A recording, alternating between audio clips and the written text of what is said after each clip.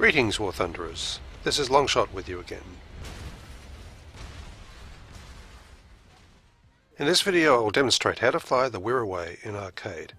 This Australian plane was a trainer based on the American T-6 Texan, but due to the rapid Japanese advance early in World War II it was pressed into active service, both as a dive bomber and a fighter, armed with two .303 caliber machine guns. The rear gunner has a single light machine gun, and looking under the plane we can see no bomb sights, so this isn't a level bomber. And speaking of bombs, let's look at the load options available for the Wirraway. By default it carries none, but it's capable of delivering a max load of two 500 and two 250 pounders. I'll start with this and see how it performs as a dive bomber, and then later check its abilities as a pure fighter.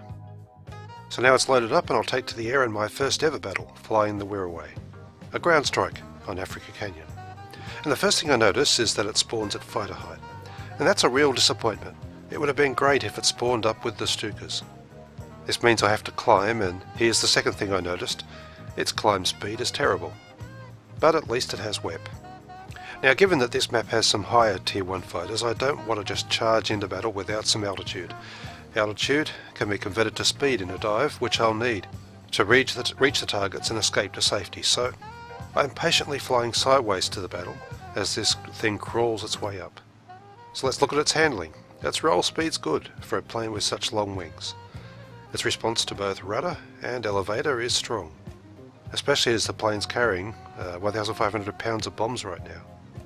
Anyway, as you can see, I'm approaching the left side of the battle, and I'll just skip ahead. Right, now I'm in a position to begin a bombing run.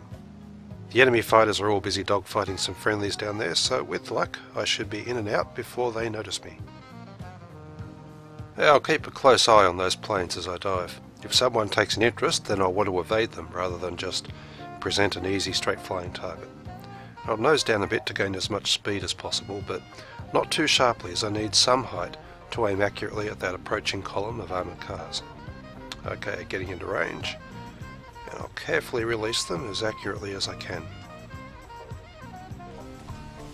Not accurately enough. Only one kill. Nevertheless, I'm in the clear, and I'll extend away into the hills to climb and reload. So in that first pass I've outlined the tactics for dive bombing in this slow but agile plane. Get altitude, making your attack runs where enemies are busy, or better still, where there's no enemies at all, and then run to safety. To avoid detection here, I've crept along a gorge as I approach the battle. Now I'm going to swoop down on that column and then run for friendly territory. So I've taken out two meaningless targets here. It's the armoured cars that count toward victory. And I get a bit too low to the ground and take some damage from that blast. Now see the absence of an aiming crosshair here. I have to climb in order to then dive, in order to get an aiming reticle to hit targets with. Like that.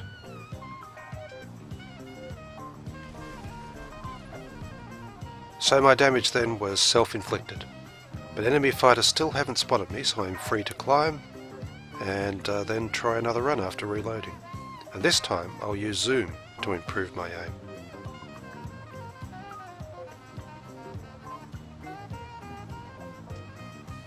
And that's much better. There are some targets over there, but I'm going to wave off on them because my angle's just wrong, and because I've attracted the attention of an enemy fighter. I'm going to drag him out towards the middle, hoping that KI-43, the friendly one, will drop down and help.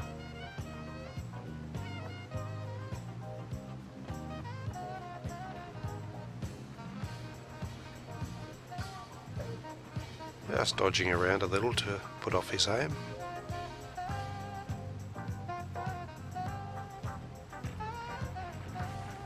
Okay, it doesn't seem like there's any friendlies to help, so I'm just going to do a bit of turning here, just to buy some time. And it's only a pea shooter. And actually he's struggling to match my turns. So I'm just waiting and waiting. Surely some friendlies will come along soon.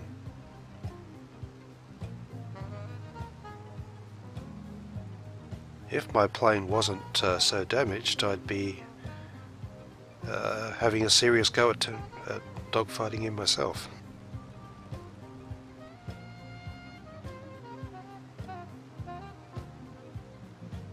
Okay, I'm now more concerned about other enemies arriving, so with 2 bombs still to drop, I'm heading back to the ground targets while still jinking around and varying my speed to put off his aim. See, I've stalled my plane there. Trying to get him to overshoot. Didn't work, but he's not getting shots at me. So, whipping up again. Gaining a bit of height. Now I can drop into the attack run.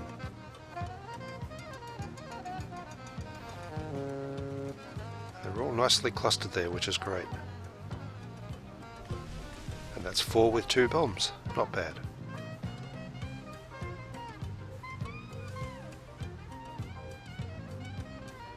So he's still on my tail. Once again, I'm just running back to a more friendly territory.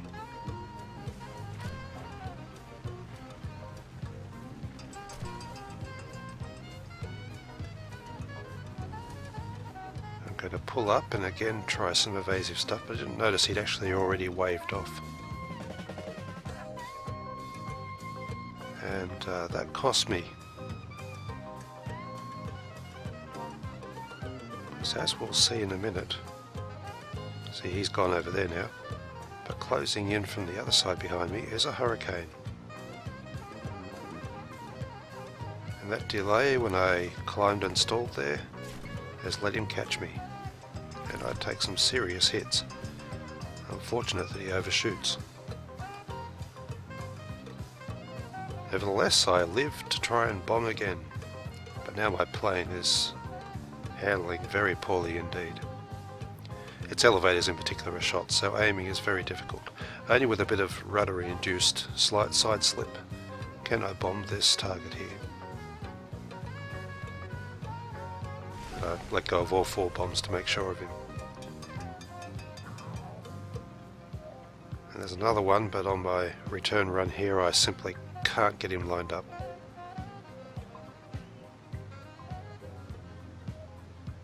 Finally I get boom and zoomed by a B-36 Hawk who puts me out of my misery. That wasn't bad for a first run though. So the next battle's on a biplane map, which is much more crowded and therefore more difficult for a slow dive bomber like the Wirraway to make attacking passes unmolested. Now I switched to 4 250 pounders, which are much lighter and the climbing difference is quite perceptible. Anyway, so I've reached 2,000 metres, I'm out to the left of the battle. I can't hope for a clear run to present itself on this map, so my best plan is simply to dive through the furball at high speed, and then extend towards friendly skies using web. Once again, I'll use zoom to improve my aim. Okay, that's good, but I got too low too quickly, which meant I couldn't continue bombing other targets in that run. I have no choice but to gently turn using web, keeping my speed as high as I can, and then run for safety. And as expected, I picked up at least 1 attacker. And for now I'll ignore them until I'm behind my lines, which I am now, and it's a pea shooter and a hawk, so it's time to dogfight. I should probably drop my bombs at this point, but I find that wasteful. Those things cost money, you know. The enemy fighters are now stranded a long way from support, but friendlies should be joining in any time soon. And in the meantime, I'm quite a hard target as I use my rudder and elevator to make the plane jerk around quite sharply. There's still enemies on my 6. Despite carrying 2 bombs, this is a remarkably agile plane. Watch how easily I outturn this pea shooter. I don't know if he's using keyboard or not, but I'm inside his turn, and then again.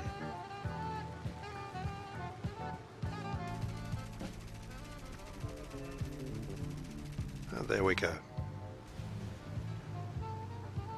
And as soon as all the red planes that I dragged over are down, I can look to climb and then go bombing again.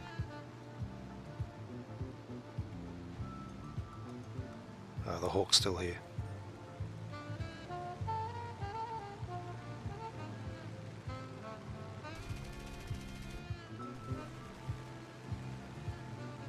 There's quite a few friendlies around, so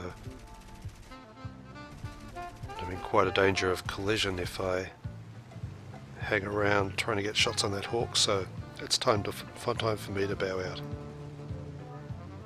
But while trying to climb, even more enemy planes presented as targets and potential threats if I ignored them.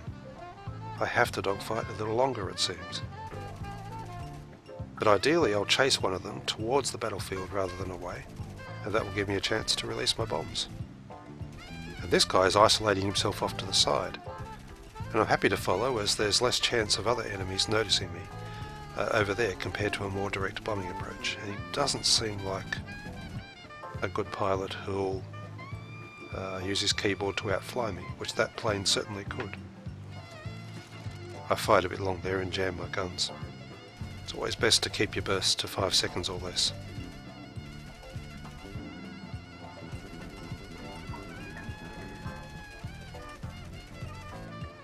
Right, I have to let him go. But now I'm in a good position to finally release the last 2 bombs from my first bombing run. For goodness me, an Hispano firing through the propeller on this plane would be simply glorious.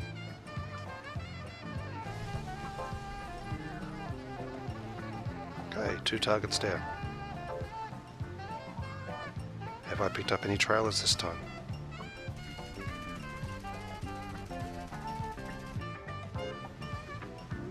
Nope, all clear.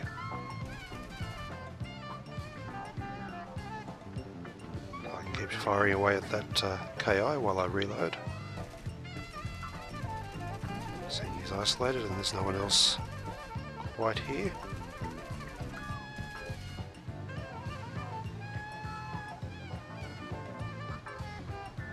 And I have picked up company again now. So this still puts me in fighter mode despite the bombs reloading. So I'm just going to return back to friendly skies and then shake him off. There he goes. Now I just need to find something to bomb.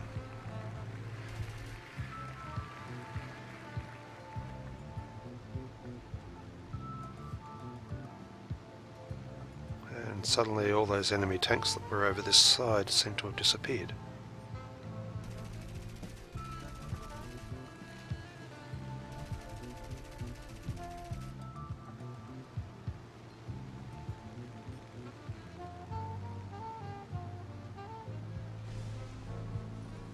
Got to make sure that no one settles on my tail if I can help it.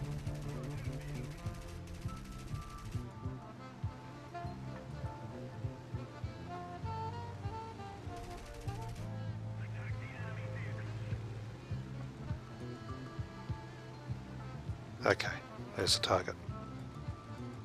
This really is one of the most versatile planes in the early tiers.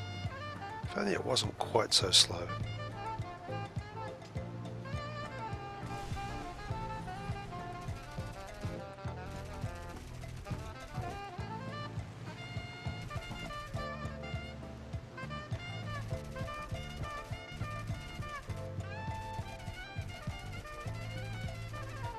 And another one hiding in the woods.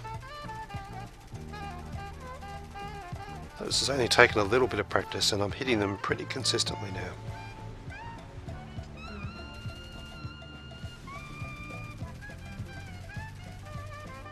I'll show a few more examples of the basic tactic to employ in these bombing runs, as in that last mission I did a fair bit more dogfighting than I probably should have. Now these tactics apply equally to pretty much any dive bomber or ground attacker, not just to this plane. So I'm in a shallow dive to gain speed, trying to reserve some altitude to use in the actual bombing run. There's no need to dive vertically, as that makes it impossible to hit multiple targets, and you run a higher risk of ground collision. So this angle of approach allows me to hit each target without having to make a sharp turn that would lose me speed and accuracy. And as soon as the bombs are away, I'm extending away from the battle along the route that I've planned ahead of time, climbing back up when safe.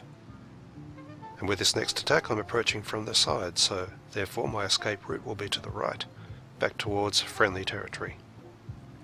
And during the dive I'm keeping a close watch on all the bandits in the area, and then I'm zooming in for the best possible aim. As I extend away, I'll dodge enemy fighters and not stop the dogfight, unless they follow me away from the battle.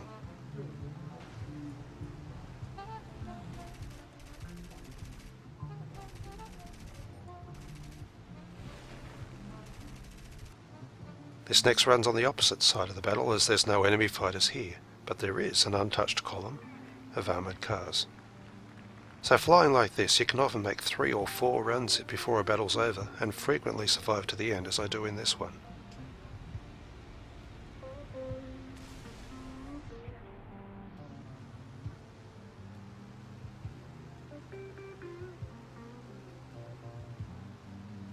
And don't forget, as you extend away, if you see ground targets in front of you, feel free to use your guns. They're just as effective as the bombs, and they'll reward you just the same.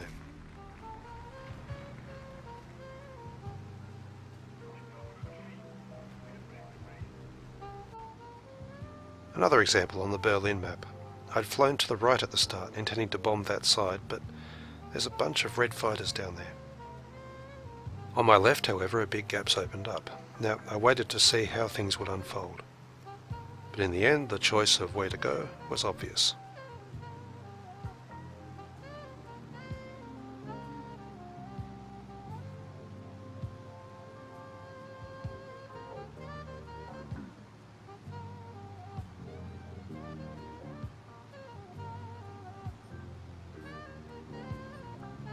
Not going to hit the artillery because they're not important targets.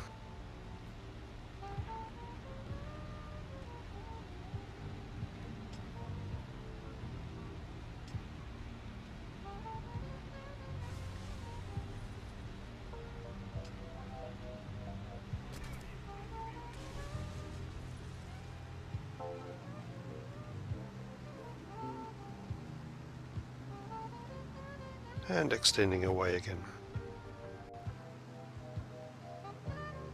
But sometimes you don't get to make an easy milk run like that.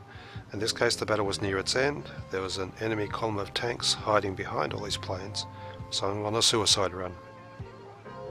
I know I'm quite likely to die here. I'm snap rolling around some attacks as they try and go head on. I'm intent on one thing: reaching those tanks, and while aiming I have to shut everything out and focus simply on making each bomb count.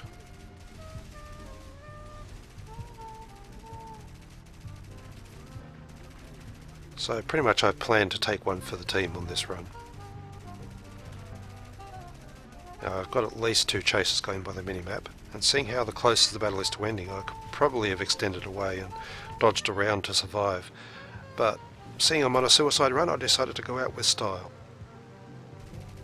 I'm going to deliberately stall my plane, hoping to force an overshoot and ideally get the chasers to collide or shoot each other. I lost my wing, but look, yes, both of them are down. Got to be happy with that.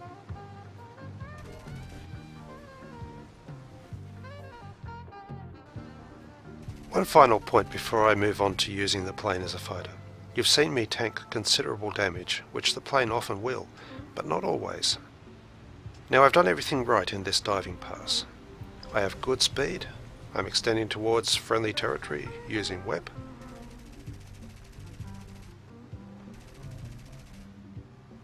Now my gunner's opening up, I have someone on my tail. I'm just going to run towards a group of friendly fighters here. I haven't turned, even though I've taken a few snapshots. So I'm going to have a look at my chaser.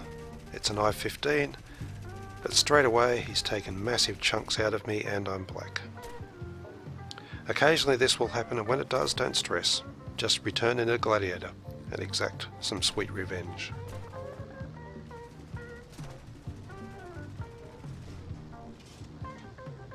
And that brings me to the second part of my video, using the Wirraway as a fighter. Without bombs on board, it's quite a nimble plane. Like all dogfighters, to get the most out of it, you should have all the control surfaces mapped to convenient key bindings, assuming you're not using a joystick or a controller. And be familiar with those key bindings, using them as you need to get the most out of the plane's maneuverability. As you can see, I started the battle by climbing and then a diving boom and zoom attack. Every fighter can do this, and it often results in easy first kills. I'm going to extend up and away, reclaiming the altitude ready for the next attack. And here are pea shooters following me up, so I'm going to climb as long as possible and then use rudder to hammerhead over and then take him on. Unfortunately, I'm not the only one, so the chances of getting a kill here are pretty slim.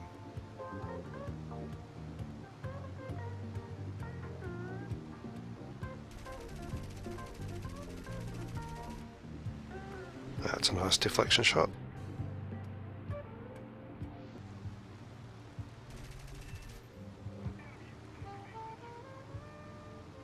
I'm using elevator and rudder in turns to regain height and preserve a little energy while bringing the nose round as fast as possible. Now I've set him alight, but unfortunately someone else has finished him off. Never mind, plenty more fish in the sea.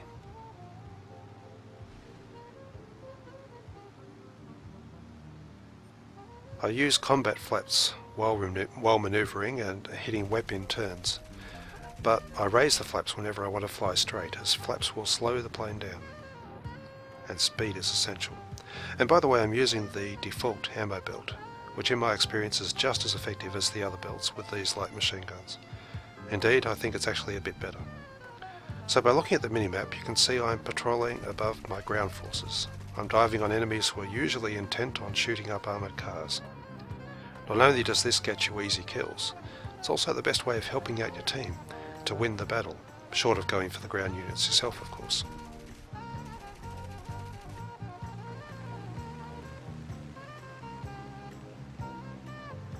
Avoid getting stuck on someone's tail unless you know you're isolated from the battle and he's a worse pilot than you. Never fly in a straight line. Never let yourself get low and slow. And by the way, your rear gunner will rack up plenty of assists on your behalf.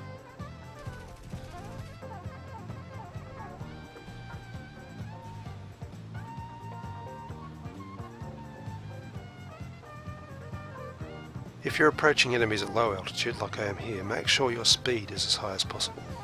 I'm keeping it above 300 km an hour except in turns, and I'll use WEP when needed to avoid slowing down.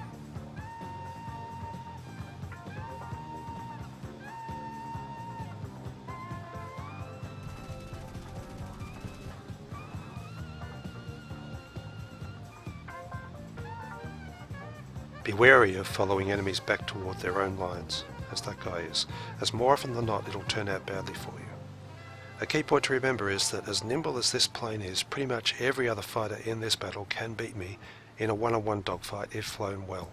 And sure, most of them aren't flown well at all, but the main key is to avoid making myself an easy and obvious target. If no one attacks me, then I won't die. It's that simple. See more use of vertical turns there? I never want to actually turn horizontally, as that will kill what speed I have, and I won't get any height in return for it. Whereas if I trade speed for height by turning vertically, I can turn it back into speed again. So the start of another battle, and I've climbed and I've picked out a target that I'm now diving to attack. No one else has picked him up, and he's low, slow and oblivious. But he's flying the opposite direction to me, so I'm getting behind him before turning around to go in the same direction as he is. Then I can get a nice long stream of bullets into him, and his tail control's gone. So I can extend away and assess the situation, make sure I haven't picked up a chaser of my own. I'm all clear, so I've climbed a little, keeping my speed to at least 300 km an hour as I approach looking for the best target. The climbing hindcall is the obvious choice. And I was a bit balked there because there was a kill message from that earlier KI-10 and it spooked me. I thought the hindcall was dead. And when a target's flying this slow, it's tempting to put the brakes on as well and sit behind him, but it's far better to convert that speed into height and then make fast attacking passes. That way I don't get tunnel vision, and I still have plenty of options available to me. Plus I'm not a sitting duck like he is. Okay, that's long enough on him. Time to switch targets.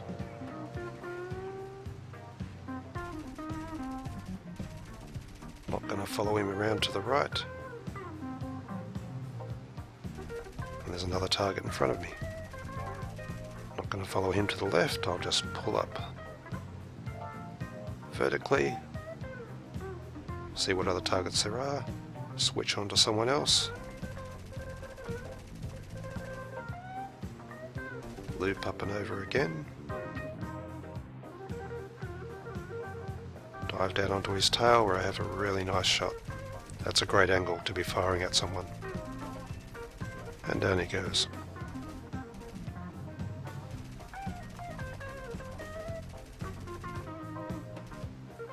That's a rudder and elevator turn combined to get round as sharply as possible. And again. And I've outturned a pea shooter once more. And that was the hindcall finally going down that I fired at earlier. Now I'm going to settle on this pea shooter knowing there's likely to be another one behind me. But I'm hoping to tank damage long enough just to drop this guy and then keep dogfighting or escape. Unfortunately, I've taken a bit more damage than I wanted, and although the chase is now gone, I'm in pretty bad way. And then I see another threat approaching from ahead. And I don't have time to set up for a snap roll before I lose my wing. And that's the first time I've actually died to a PS4 pilot, so congratulations to him. Now there is one scenario in which you will load up with bombs, even though you're flying as a fighter, and that's if you luck out and get a domination battle. This is the glorious Crimps map, and I've brought along two 500 pounders. They're not intended for your typical ground targets though.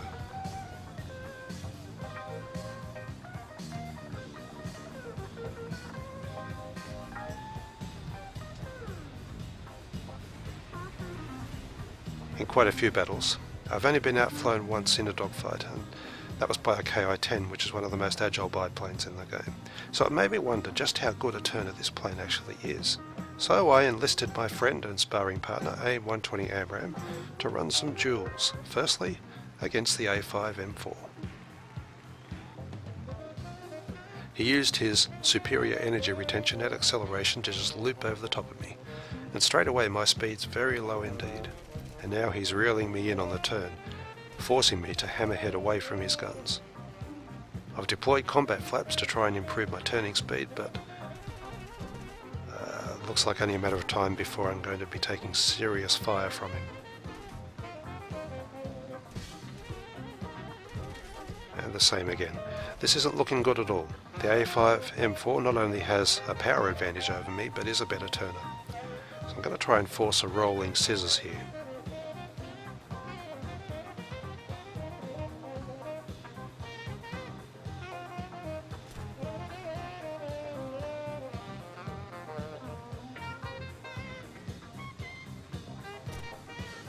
I'm still taking hits and I can't get guns on him. So the Wirraway is good, but it's not that good it seems. The writing's on the wall now. And there we go. Mind you, the A5 M4 is exceptional. So next we tried a Ki-43, which has similar turning properties to a Hurricane Mark 1, but it's quite superb at energy fighting. I can turn inside him initially, while I still have some speed, but that speed is spent in that one turn while he has plenty to burn. Yet AIM is very skilled at energy fighting, and instead of trying to turn with me, he's building up speed in loops. I can't follow, and I have to circle around horizontally, which blinds me to his movements, and while keeping me in a low energy state, and that allows him to get me in his sights. Watch and see how much faster his high speed turns are compared to my low speed turns.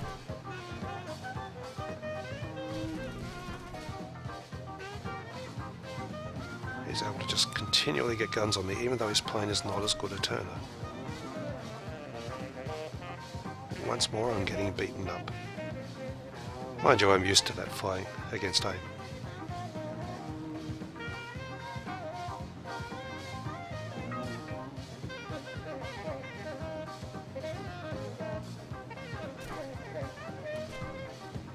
Now here I managed to force a bit of an overshoot, even at the cost of stalling myself out. And I'm still trapped having to evade at low speed, but now his speed is low as well. This is my chance to hopefully get back into a better position, because I've been on the defensive since the word go. You can see he's still trying to fight me in the vertical, but he no longer quite has the energy, so now he's diving away to gain some speed. And he'll use this speed to rocket back up at me, and then get guns on me once more. So as this duel winds down, I'll summarise the tactics I use with this plane.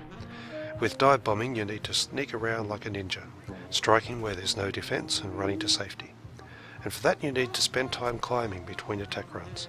Be prepared to dogfight if you have to, but only on friendly territory.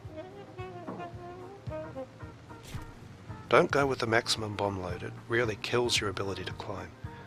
And with armoured cars as your most common target, there's just no point. As a fighter, climb and use that height for diving attacks, while patrolling over friendly territory. Turn in the vertical using elevator and rudder keys rather than turning sideways, and climb during lulls in the battle. Don't stay on one target for too long. Keep your speed high and don't fly in a straight line. Don't let yourself get low and slow in particular, and don't isolate yourself against a competent fighter pilot, as you'll probably lose, although as we've seen even here, the Wirraway can still put up a good fight and survive for quite some time. Flying it as a dive bomber, I killed 65 ground targets and 5 aircraft over 9 flights, while dying 6 times. As a fighter I killed another 17 planes while dying twice, plus 7 AI planes that aren't recorded in the stats. But no matter how you use this versatile plane, it's enormously enjoyable to fly. Well, I hope you've enjoyed the video. Until the next one, I'll see you in the skies.